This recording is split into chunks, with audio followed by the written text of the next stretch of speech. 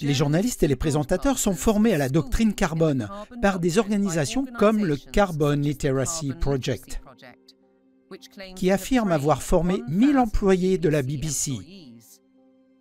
Parallèlement, Sky s'est associé à des psychologues de l'équipe des sciences du comportement pour produire cette initiative.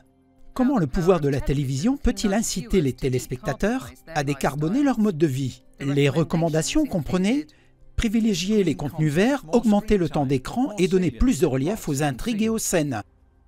Utiliser des contenus pour enfants afin d'encourager les comportements environnementaux positifs chez les enfants et leurs parents. Alors, dans ces conditions, comment peut-on croire à l'impartialité des reportages? On nous sert plutôt de la propagande, des déclarations que personne ne semble vouloir ou pouvoir remettre en question. Il est indéniable que les activités humaines sont responsables du changement climatique. Je peux prendre les médias actuels et presque n'importe quelle histoire climatique.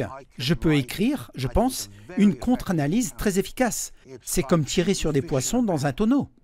C'est une pratique courante dans les médias mal informés et obéissant à un agenda. Cet agenda vise à alarmer les gouvernements et à les inciter à décarboner. Il existe une organisation à but non lucratif appelée Covering Climate Now. Sa mission est de promouvoir le récit. Elle interdit toute diffusion ou tout écrit qui va à l'encontre du discours officiel.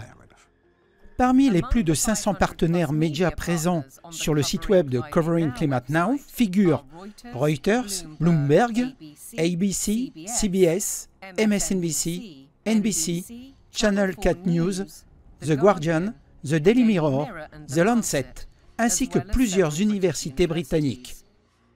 Parmi les bailleurs de fonds de Covering Climate Now figurent le Rockefeller Family Fund, la Rockefeller Family et Associés et le One Earth Fund.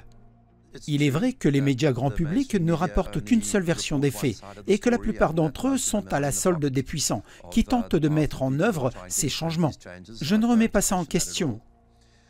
Mais il est également vrai que les gens les écoutent de moins en moins et les lisent de moins en moins.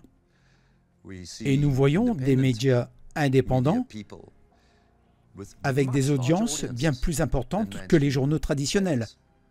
Et je pense que ce phénomène va s'accélérer maintenant. Merci de rappeler que l'info n'est pas sur les réseaux sociaux.